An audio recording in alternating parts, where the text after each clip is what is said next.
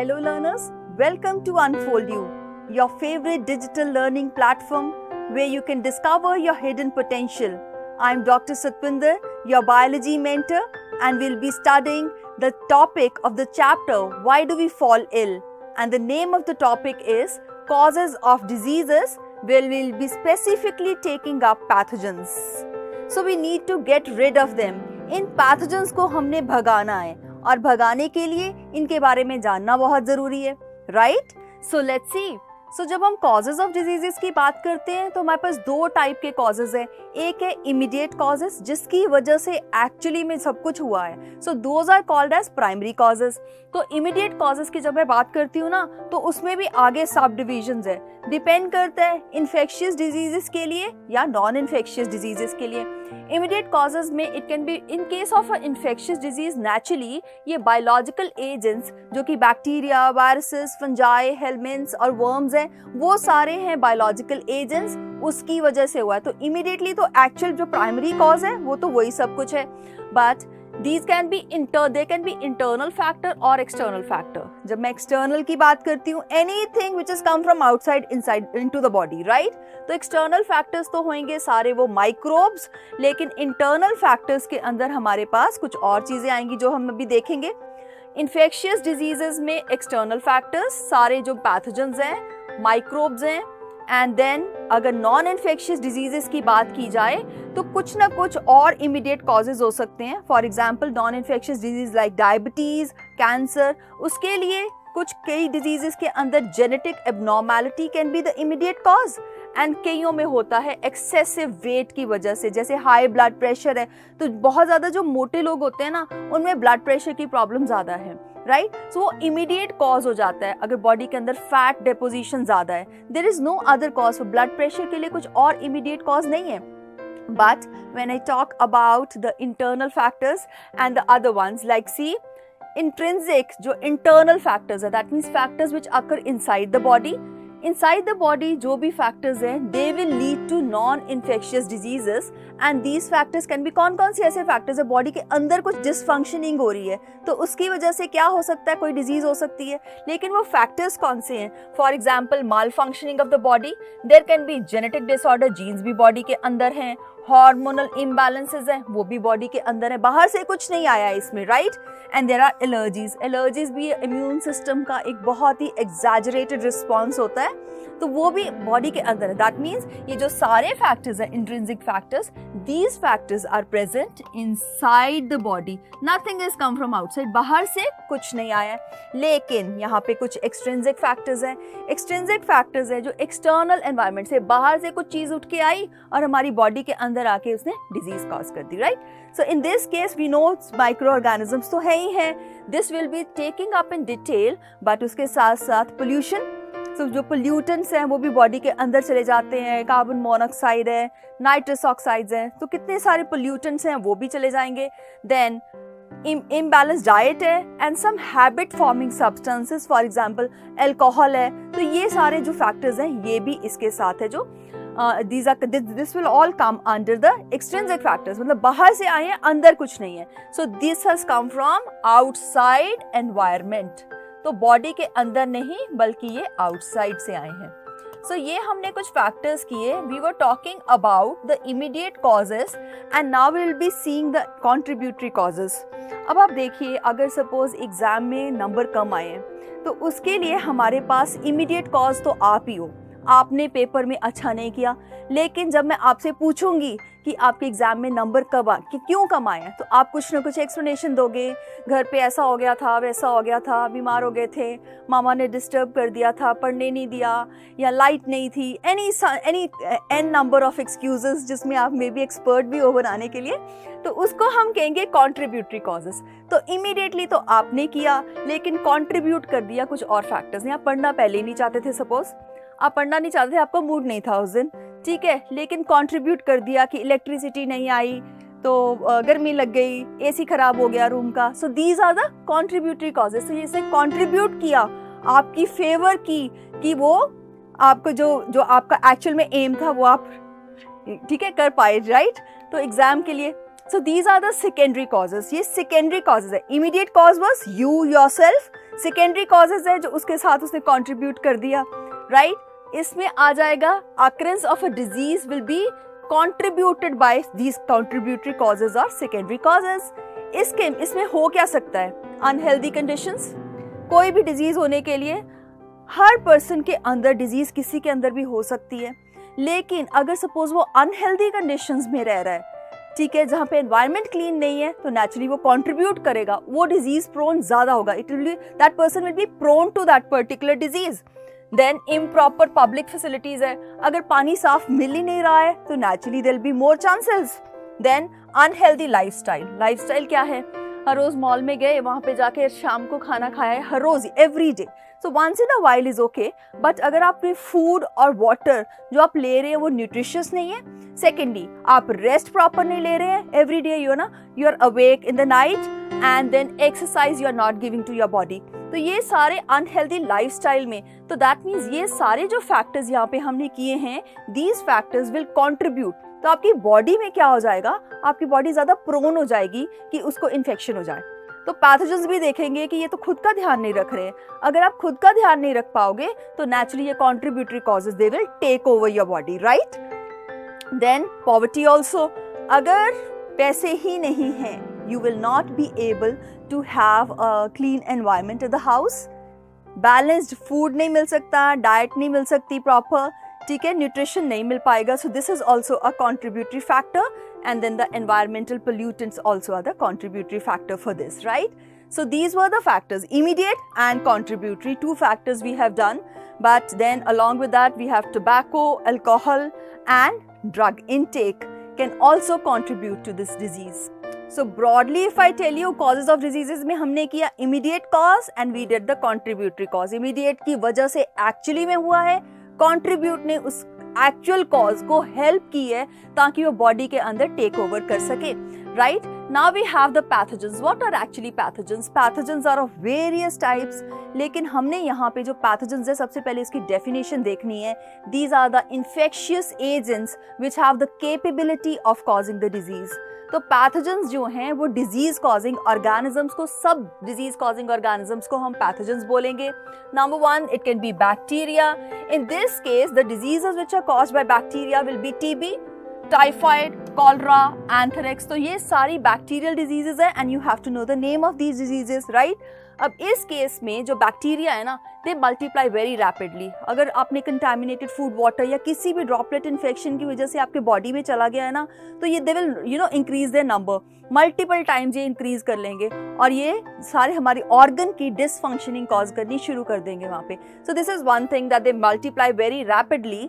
In fact बहुत सारे micro organisms, even viruses multiply very rapidly. तो ये तो इनके फीचर है ही हैं। अगर ये मल्टीप्लाई इतनी क्विकली नहीं करेंगे तो ये फिर साइंस एंड सिम्टम्स कैसे लेके आएंगे हमारी बॉडी के अंदर, है ना, right. So all bacteria, they have a cell wall to protect themselves in the body. Why are we even talking about cell wall here? ये जब मैं आपको ट्रीटमेंट के बारे में बताऊंगी ना, cell wall of bacteria is very important. Disease के टाइम के ऊपर जब हम सेल वॉल की बात करते हैं ना, तो इसका एक बहुत इंपॉर्टेंस है, that will see, because antibiotics इसी सेल वॉल के ऊपर वर्क करेंगी। Then we have antibiotic, for example penicillin है, they will block the bacterial process by which they make their cell wall. अगर एक बैक्टीरिया की सेल वॉल ही मैंने break कर दी है तो bacteria will not be able to survive. उसका साइटोप्लाज्म है। सो बैक्टीरिया में होता क्या है, देखो, this is the bacterial cell. Bacterial cell के अंदर यहाँ पे सारा साइटोप्लाज्म है and it has a cell wall around it.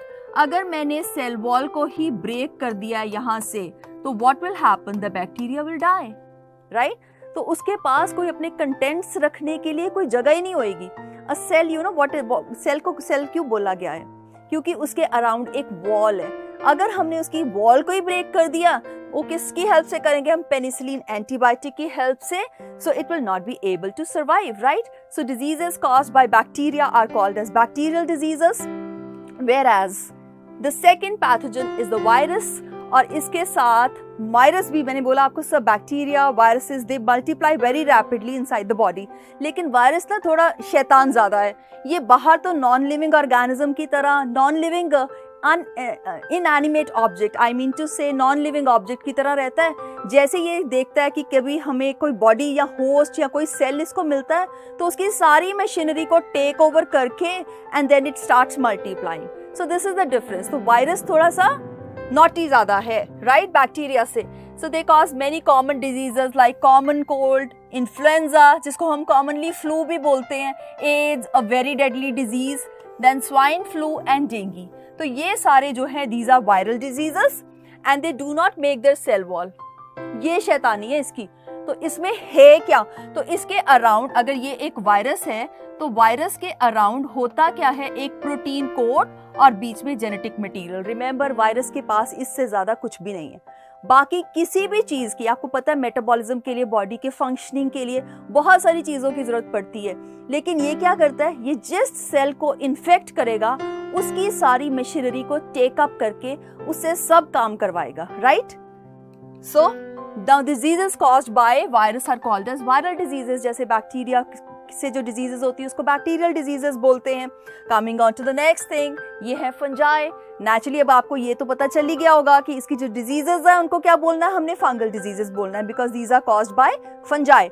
So they also multiply very rapidly. So this is a common feature for all the pathogens. इन्होंने multiply तो करना ही है, because most of them are या like unicellular. तो unicellular organisms है ना, बहुत फास्ट मल्टीप्लाई कर सकते हैं। एक ही तो सेल होता है, डिवाइड किया, 2 में डिवाइड हो गया, 2 से 4 हो गए, 4 से 8 हो गए।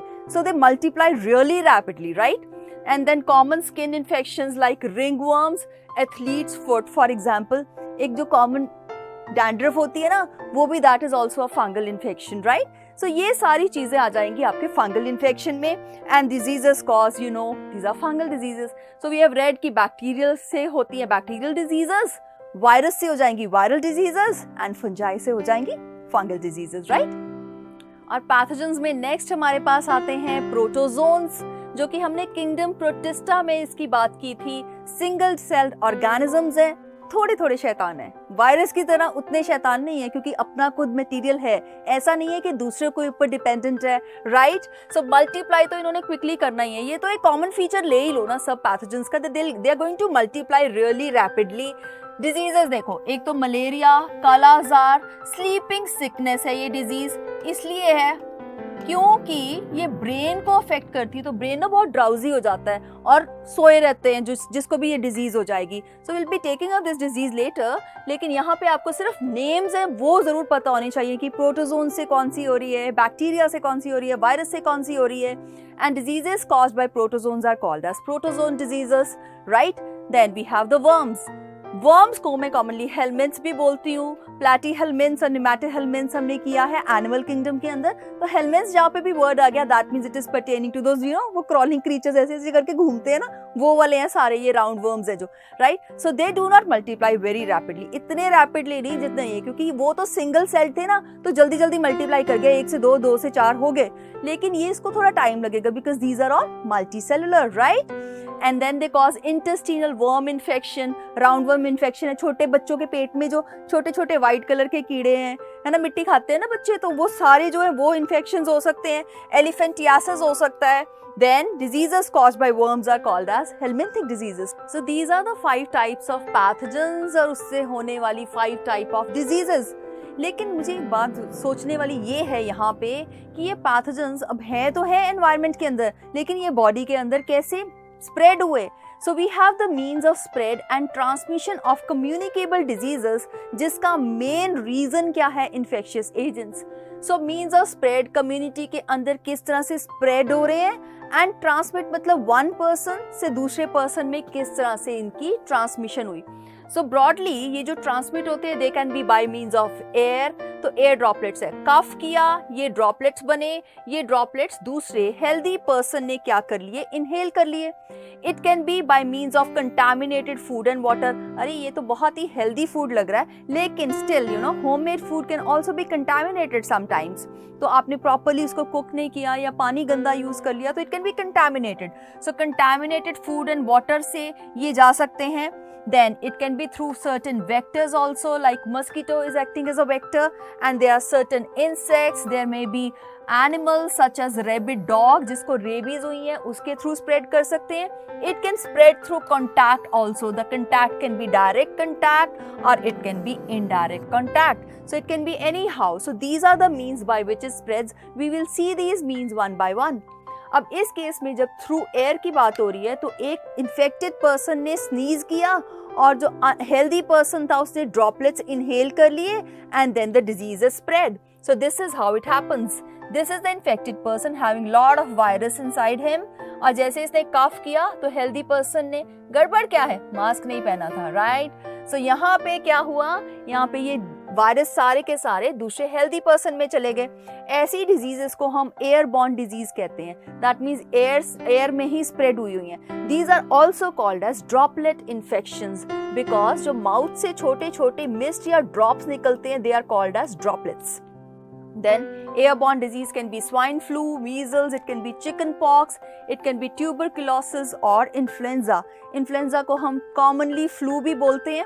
Now they are thrown out by the infected person in the form of very small droplets and they can get into the healthy person when the infected person is either spitting or it is coughing. तो this disease spread है जो कहाँ पे favour होएगा, over crowded places में, क्योंकि जगह ही नहीं है, एक पर्सन के साथ ही दूसरा पर्सन खड़ा है। तो ड्रॉपलेट इन्फेक्शंस ऐसे केसेस के अंदर बहुत कॉमन हो जाते हैं। एंड पुअर वेंटिलेशन है जहाँ पे, या close proximity to the infected person in a close room.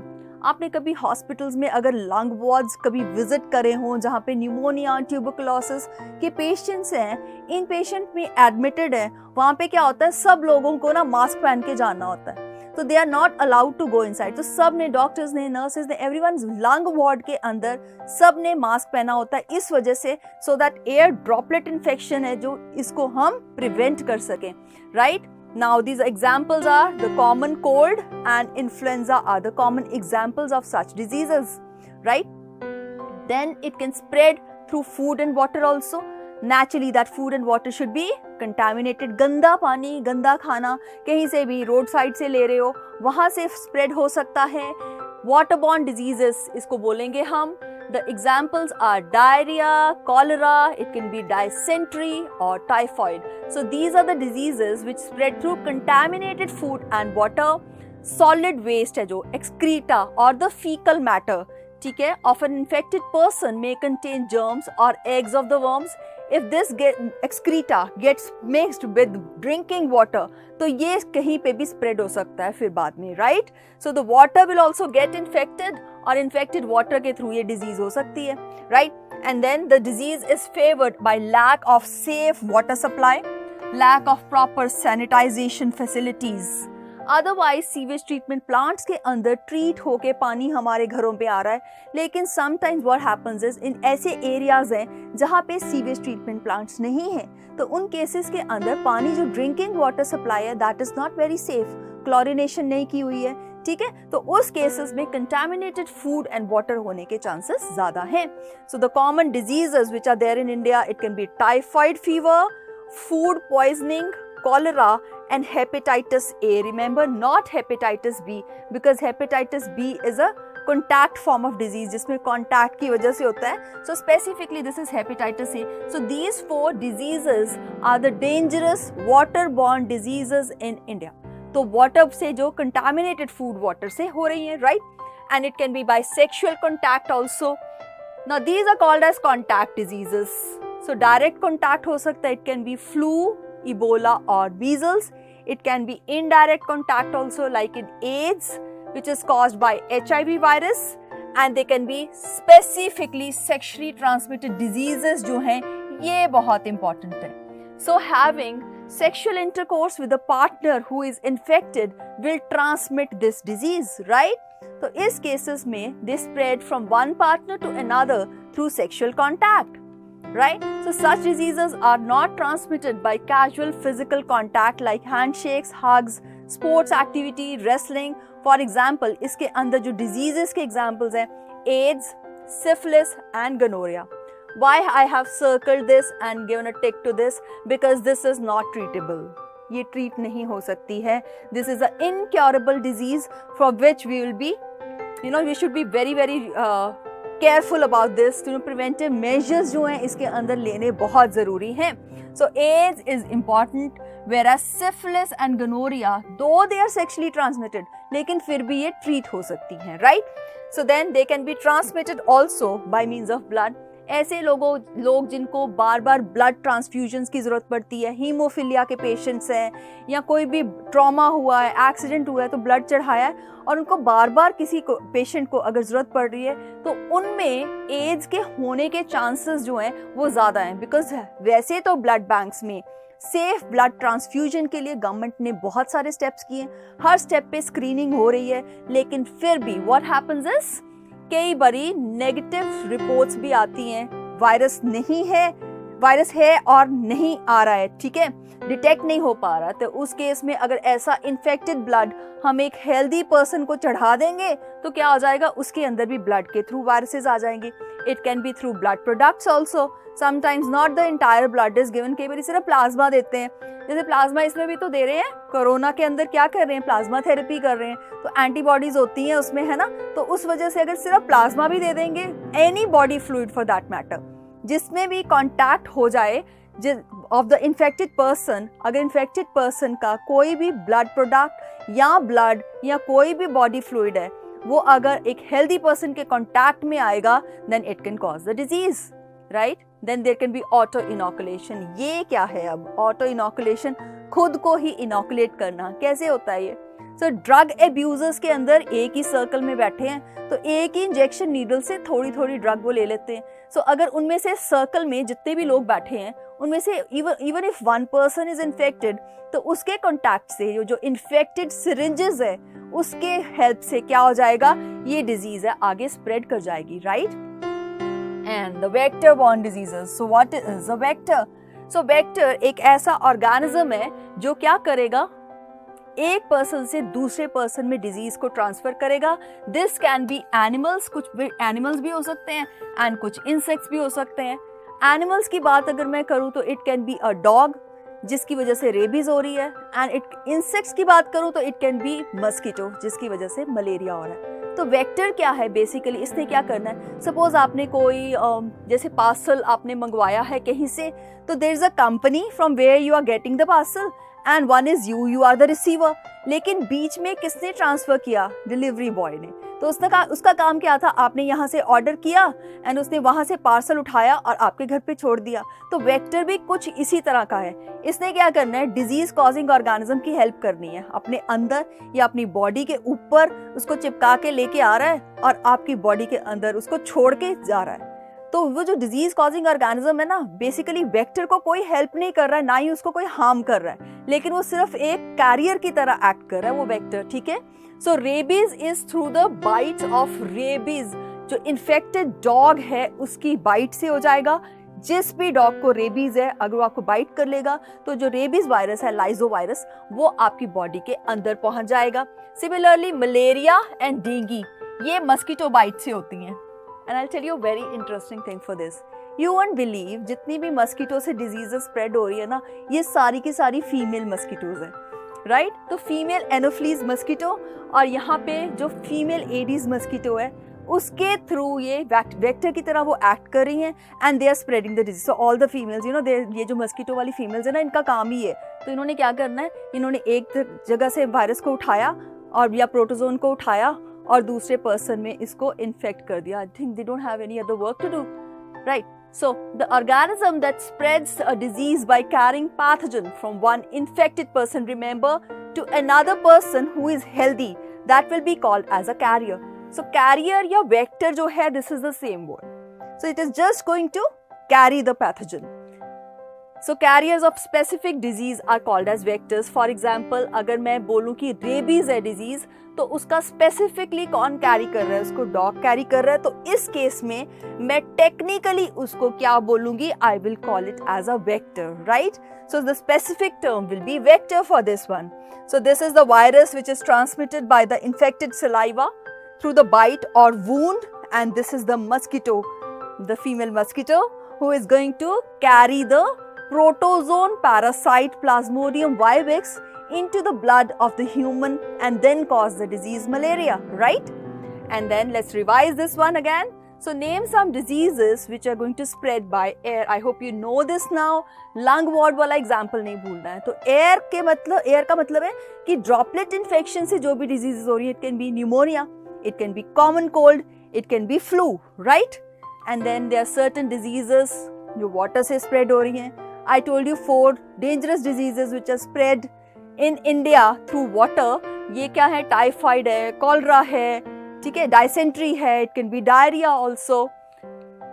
Then sexual contact से the most important example is AIDS, it can be gonorrhoea, it can be syphilis, right.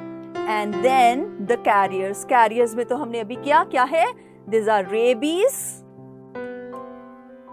जो कि एक disease है, and then there is malaria. So understood. Sexual contact में हम लोग ads की बात करेंगे.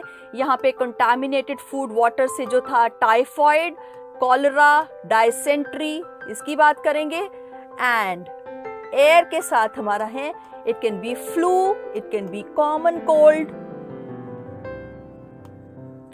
Right. So let's see. So is health dependent on personal and social issues also? Yes. We learned that health हम खुद ही अपनी health अकेले ही maintain नहीं कर सकते हैं. We require a good environment also. The environment at home should be good. The environment and your society should be good. The environment at the school should be good. Right? I said now. अगर school में, अगर आपके घर पे सब कुछ ठीक है, स्कूल में बड़े बच्चे हैं जो आपको बुली कर रहे हैं, स्कूल बस में बुली कर रहे हैं, so you will not stay healthy for very long, you will be mentally disturb. तो पर्सनल के साथ साथ हमें पर्सनल हाइजीन तो मेंटेन करनी ही है, उसके साथ साथ सोशली भी जो है हेल्थ सोशल फैक्टर्स के ऊपर भी डिपेंडेंट है. So this is all about the causes of disease. In the next module, we will be taking up further topics of this chapter. Till then, keep learning, keep sharing. Thank you so much.